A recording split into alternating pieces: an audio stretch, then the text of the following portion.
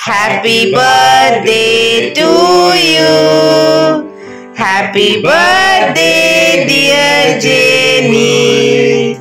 Happy birthday to you. Happy birthday Jenny. Happy birthday. Happy birthday Nantai.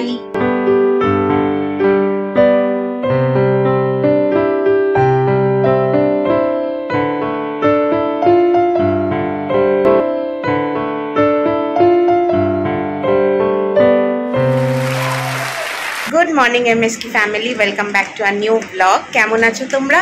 আশা করি সবাই খুব ভালো আছো, আমরাও খুব ভালো আছি। Good morning from Puri. আজকে কেন স্পেশাল ডে, 9th অগস্ট আমাদের কাছে এত কেন স্পেশাল, সেটা তো ভিডিও স্টার্টিংটা দেখেই বুঝতে পেরেছো। আজকে আমার জেনির happy birthday. Happy birthday Jenny. এখন আমরা সবাই রেডি হয়ে গেছি, স্নান করে শাড়ি পরে ও নতুন জামা পরে একদম রেডি। মৈনাক হচ্ছে রেডি, তারপরে আমরা বেরোবো জগন্নাথ মহাপ্রভুকে পুজো দেওয়ার জন্য। ঘুম থেকে ওঠা হয়েছে সকাল 5টায়, আর চোখ খোলা থেকেই দেখছি বৃষ্টি কিন্তু চালু। আর এই বৃষ্টিতে সমুদ্রকে কেমন লাগছে সেটা একটু তোমাদেরকে দেখাই।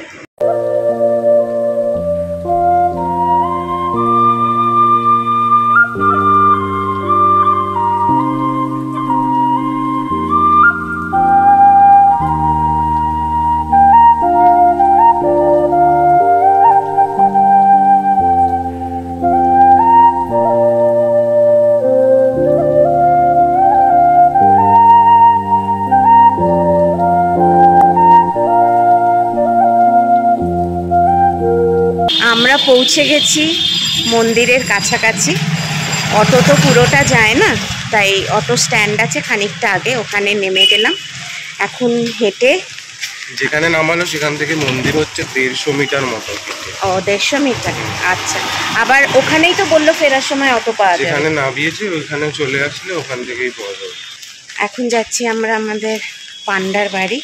ওখানে মোবাইল, পার্স, জুতো, ছাতা যদি নিয়ে যেতে দেয় তো ছাতা, না হলে সেটাও রেখে যেতে হবে।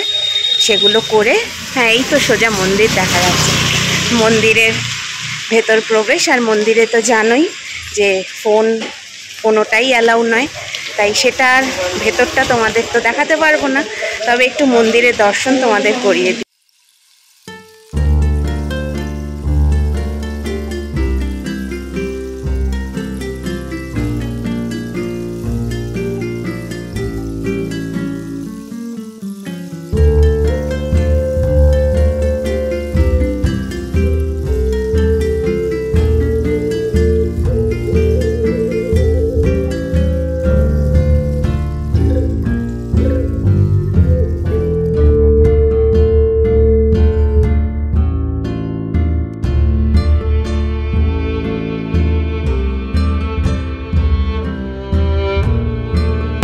দেখতেই পাচ্ছ সবাই, জয় জগন্নাথ।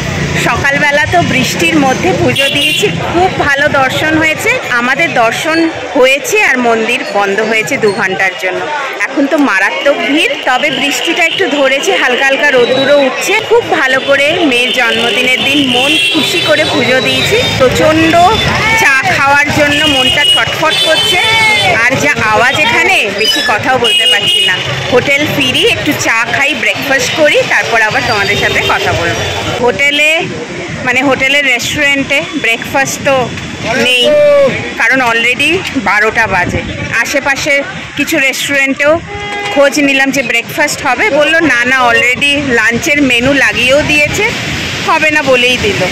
তো অগত্যা হোটেলে রুমে গেলাম, গিয়ে পা ফায় পুরো কাদা ছিল, সেগুলো ধুলাম, ধুয়ে নিয়ে বললাম চল বিচের ধারে যাই, ওখানে চা বিস্কিট এগুলো তো কিছু পাবো, চাটা অন্তত খাই, তারপরে লাঞ্চটা আজকে একটু তাড়াতাড়ি করে নেব।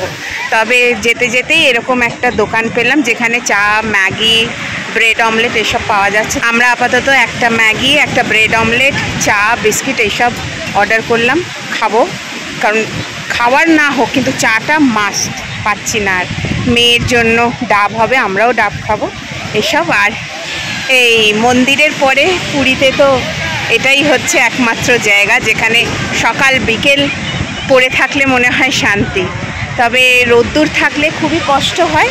ভীষণই সুন্দর ওয়েদারটা, মানে ভালো লাগছে সমুদ্রের ধারে সেই সময়।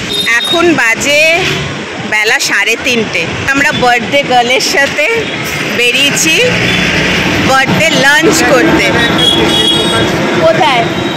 হ্যাঁ, ক্যাফে অ্যান্ড কুকিজ। এটা তো জানি না যে কেক পাওয়া যাবে।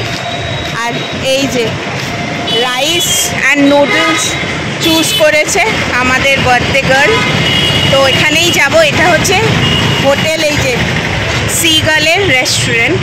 আগেও এখানে আমরা খেয়েছি, তবে রাইস অ্যান্ড নুডলসের নামটা অন্য ছিল, কি মেনল্যান্ড এরকম কিছু একটা ছিল।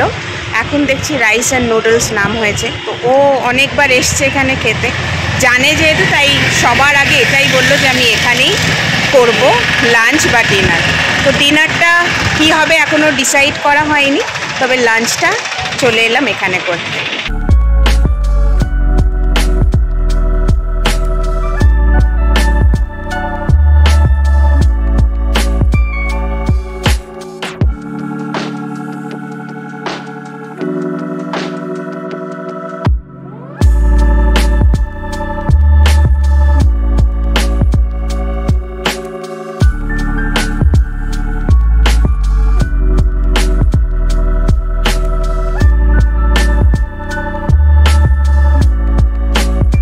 তোমরা এখন ভাববে যে দেখালাম রাইস অ্যান্ড নুডলস রেস্টুরেন্টটার নাম, হোপফুলি চাইনিজ টাইপের খাবার দাবারই পাওয়া যাবে। আমি হলে তো তাই ভাবতাম, কিন্তু তোমাদের দেখালাম সব খাবারগুলো যেগুলো হচ্ছে বাঙালিয়ানা খাবার। ব্যাপারটা কি? ব্যাপারটা হলো এটাই, রাইস অ্যান্ড নুডলসে ঢুকলাম, ঢোকার পর জানলাম যে কিচেন ক্লোজ হয়ে গেছে। ওটার পাশেই ছিল কস্তুরি, আর কিছু করার নেই, কত জায়গায় ঘুরবো। তো কস্তুরিতে ঢুকলাম, সেখানে মানে বাই চান্স আমাদের অর্ডার প্লেস হয়ে গেছে। অর্ডারটা প্লেস হলো, তারপরেই কিচেন ক্লোজ। নর্মালি যেটা বুঝলাম, এখানে লাঞ্চের জন্য যদি কোনো রেস্টুরেন্ট যেতে হয় তাহলে ম্যাক্সিমাম 3:30-র মধ্যে তোমাদেরকে পৌঁছে যেতে হবে। অর্ডার করেছিলাম ভাত, ডাল, ঝুরি, আলু ভাজা, মাটন, চিংড়ি মাছের মালাইকারি, চিকেন, খেজুর আমসত্ত্ব দিয়ে চাটনি, পাঁপড়, আর একটু সফট ড্রিঙ্কস অর্ডার করছিলাম, বাট সেটা অ্যাভেলেবল ছিল না। তবে মেয়ে একটু রাগ করেছে, কারণ ওর ওই জায়গাটাতেই বার্থডে লাঞ্চ করার ইচ্ছা ছিল, সেটা হলো না। তাকে অনেক অপশান দেওয়া হলো, বোঝানো হলো, দেখা যাক তার কখন মুড ঠিক হয়। এখন চট করে তোমাদের একটু রুম ট্যুরটা দিয়ে নিই। 501 এটা হচ্ছে আমাদের রুম নাম্বার। এটা হচ্ছে আমাদের রুমের সাথে অ্যাডজাসেন্ট টেরেসটা, ঠিক আছে? ওই পাশের টেরেসটাতেও আমরা কিন্তু যেতে পারবো, এটা অ্যাক্সেসেবল ফর অল। এবার রুমের ভেতরে যাই। এখানে চেয়ার টেবিল পেতে মর্নিং টি, ইভিনিং স্ন্যাক্স সব কিছুই করা যায়। সানরাইজও দেখবো সকালবেলা। দরজা খুলে ঢুকলাম, ঢুকেই এটা একটা রুম যেখানে বেড আছে, কিং সাইজ বেড। বেডের ঠিক পাশেই পুরো কাঁচের এই জানলাটা, মানে একটা ওয়ালই পুরো এরকম কাঁচের। মেয়ের যেহেতু মুডটা একটু গন্ডগোল হয়েছে, তাই জন্য বিভিন্ন পদ্ধতিতে তার মুডটা একটু ঠিক করার চেষ্টা করছে। আর পেছনে সমুদ্র, খাটে শুয়ে শুয়ে সানরাইজ দেখা একদম যাবে, কিন্তু আজকে দেখতে পাইনি বিকজ মেঘলা ছিল, বৃষ্টি পড়ছিল। এটা হচ্ছে সেই দরজা যেটার ভেতরে রয়েছে সারপ্রাইজ। এটা কি ওয়াশরুমের দরজা?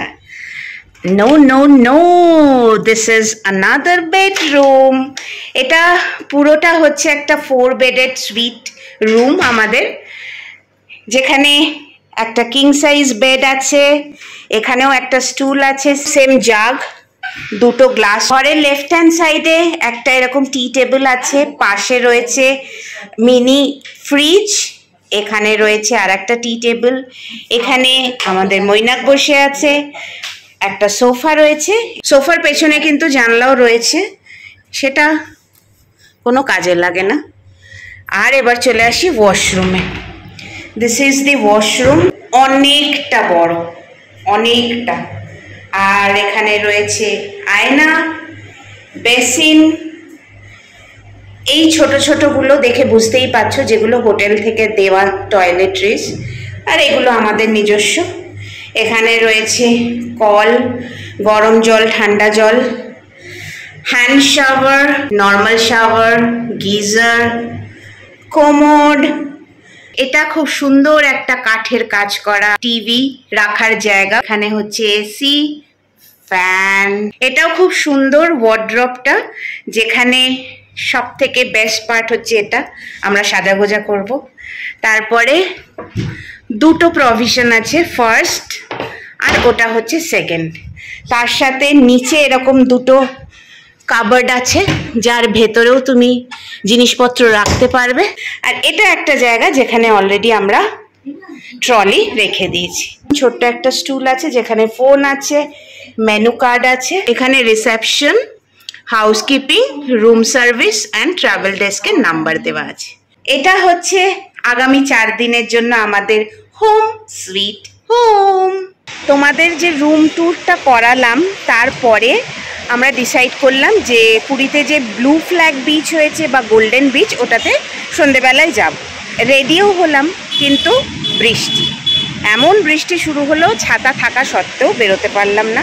কারণ মেয়ের সামনেই হচ্ছে মিড টার্ম এক্সাম, তো ওকে আমি একদমই চাই না বৃষ্টিতে ভিজুক। আজকে সকালবেলা অলরেডিও ভিজেছে পুজো দেওয়ার জন্য। পুজো তো দিতেই হতো এনিওয়েজ, কিন্তু ঘোরবার জন্য বা এইসব বিচে যাওয়ার জন্য ওকে আর ভিজাতে চাইনি। বৃষ্টি থামলো, প্রায় এখন বাজে 9:40। বাইরেও লোকজনের শোরগোল শুরু হয়েছে। সারা সন্ধে প্রায় চুপচাপই, শুধু সমুদ্রের আওয়াজ পাচ্ছি। তোমাদের বলেছিলাম যে এই টেরেসটাতে সন্ধেবেলা বসে স্ন্যাক্স, সকালবেলাতে টি, এসব আমরা এনজয় করতেই পারি। কালকে আমরা এখানে বেশ খানিকক্ষণ বসে অনেক এনজয় করেছি। মেয়ের বার্থডের কেক, সেগুলো সাজানো, এসব কিছু করা। তবে আজকে সামহাউ এক ফোঁটা হাওয়া নেই, এক ফোঁটা না। এসি রুমের বাইরে বেরোলেই ঘেমে চান হয়ে যাচ্ছে। আমরা কিছু জিনিস আনার জন্য বাইরে বেরিয়েছিলাম, আমি আর ময়না। সমুদ্রের একদম পাড় দিয়ে হেঁটেছি, মানে আজকে পা ভিজিয়েছি সমুদ্রে। তো তখন ঘেমে চান, মানে সমুদ্রের পাড়েও কোনো হাওয়া নেই, একদম গুমট হয়ে আছে। তাই অগত্যা আজকে আর বাইরে একটু বসতে পারছি না। আজকে ওই এসি রুমের ভেতরে, কাঁচের ভেতর দিয়েই উপভোগ করছে সমুদ্রকে। আজকের ভিডিওটা এতটুকুই ছিল। মেয়ের জন্মদিনে জগন্নাথ মহাপ্রভুর কাছে পুজো দেওয়াটাই মেন উদ্দেশ্য ছিল, যেটা আমরা খুব ভালোভাবে করেছি। তার দর্শন খুব ভালো করে করেছি আমরা, মন একদম খুশি হয়ে গেছে। এতদূর তোমরা যদি এই ভিডিওটা দেখে থাকো, আশা করি ভালো লেগে থাকবে। যদি ভালো লাগে তাহলে অবশ্যই লাইক, কমেন্ট, শেয়ার করবে। নতুনরা যারা আমার এই ভিডিওটা দেখছো, আমার চ্যানেলটাকে অবশ্যই সাবস্ক্রাইব করে যেও। ফেসবুক পেজ থেকে যারা আমার এই ভিডিওটা দেখছো, আমার পেজটাকে ফলো করে দিও। দেখা হবে আবার পরবর্তী পুরীর আরেকটা ব্লগ নিয়ে তোমাদের সাথে খুব তাড়াতাড়ি। Till then, take care, bye by.